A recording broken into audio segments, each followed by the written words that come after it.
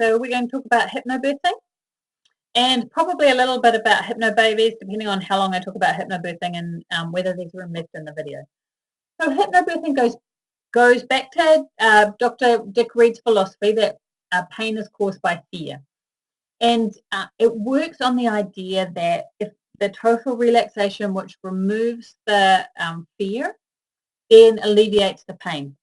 It was made by Marie Mongan, and she tells quite disturbing stories of her births where she wanted to have vaginal births with no drugs. This was in the era of ether and forceps.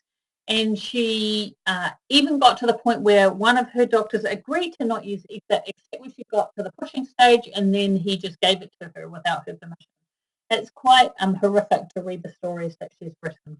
She's written about that. However, her last baby, she birthed without any drugs, and I think that's the classic scenario of the doctor coming in or the nurses or someone coming in and saying, "Oh, I didn't know it could be like that. I didn't know women could birth like that."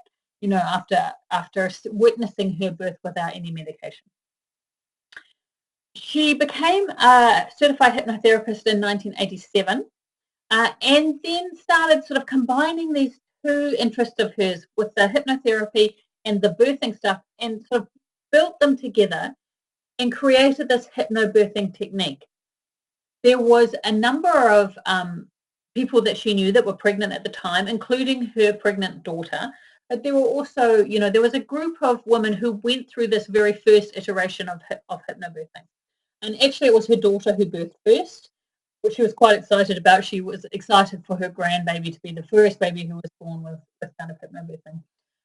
It seemed to work very well, and she went on and published a book in 1992. So the philosophy behind hypnobirthing is that women are holding this unprecedented fear of childbirth, especially in our society right now, where all we get is bombarded about either really fast births where people have their baby on a beach, or screaming women in a hospital, you know, the stuff that you see on television or in the movies with that kind of stuff. It works with a program of self-hypnosis and education so that women trust their bodies. And the basis behind it is if you have this trust and if you have this relaxation, then you'll go on and you will have a normal birth. It works with positive affirmations that are recorded on a CD that not only do you practice in class, but you play at other times, you know, during your pregnancy. And the idea is your body learns to relax and respond to the visualizations and the affirmations and stuff that are given. It relies on positive affirmations as well as the visualization. So the idea of commenting only positive things towards your baby, you know, envisaging your birth, the ideal birth that you want, you know, that kind of stuff that's around there. So critiques around hypnobirthing are that it strongly supports the idea that fear leads to pain, and therefore if you remove the fear, you will have no pain. So she goes further even than just saying fear leads to pain. She also then says if you have no fear, you will have no pain, which is a stumbling block for many. And I mean, personally, I've seen it where a woman who comes in, she's done the hypnobirthing technique, she's expecting no pain, she feels some of it, some pain, and then she's left with nothing, right? So rather than an in-between kind of approach where women are taught that they might still feel some pain, but this technique is still helpful, the approach is kind of like if you do it right, you won't feel any pain.